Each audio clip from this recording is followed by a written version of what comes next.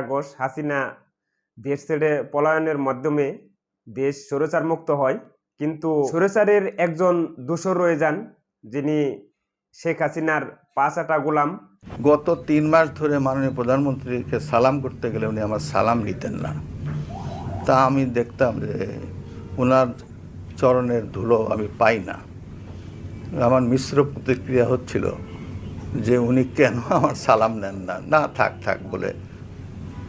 স্বৈরাচারের দোসর এবং শেখ হাসিনার পাঁচাটা গোলাম রাষ্ট্রপতি চুপ্পুকে সরিয়ে নতুন রাষ্ট্রপতি গঠন করার জন্য তার ভিডিওতে একটা প্রস্তাব করেছেন। আমরা হাসিনাকে তাড়াইছি, কিন্তু তোর রেখে যাওয়া চুপ্পুদের তাড়াইতে পারিনি। এসালমের কর্মচারী, দুবাই মালয়েশিয়ার রেসিডেন্ট, প্রশিক্ষিত মুজিব বাহিনীর ধুলি ধরা রিক্রুট এখনো বঙ্গভবনে বসে আমাদের বিপ্লবের মুখে থুথু ছুঁড়ে দিচ্ছে। এই লজ্জা মুছতে হবে। এই অসমাপ্ত বিপ্লবকে সম্পন্ন করতে হবে। এই পচা কাঠামো থেকে জাতিকে মুক্ত করতে হলে এখনই দরকার সেই ঐক্য, সেই আগুন যেটা ছিল বর্ষা বিপ্লবে, যেটা ছিল শাপলা চত্বরে, যেটা ছিল প্রত্যেকটা শহীদের মুখে।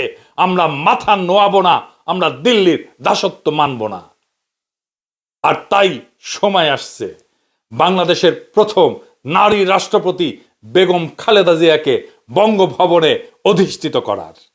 সময় আসছে প্রফেসর ইউনূসের মতো নিরপেক্ষ অভিভাবককে দিয়ে অন্তর্বর্তীকালীন সরকারকে দৃঢ় নেতৃত্বে প্রতিষ্ঠিত করার।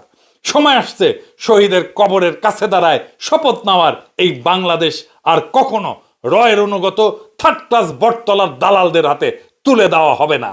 আসেন বুকে হাত রাখি, এই 1 বছরের ভুল শুধরাই, পচা কাঠামো ভেঙা ফ্যাসিবাদের শেষ দাগটুকু মুছে ফেলি। কি ভট্টাচার্য বেগম খালেদা জিয়াকে রাষ্ট্রপতি বানানোর প্রস্তাবে জনগণ আসলেই কি বললেন, আমরা সেই কমেন্টগুলো আপনাদের শোনাবো।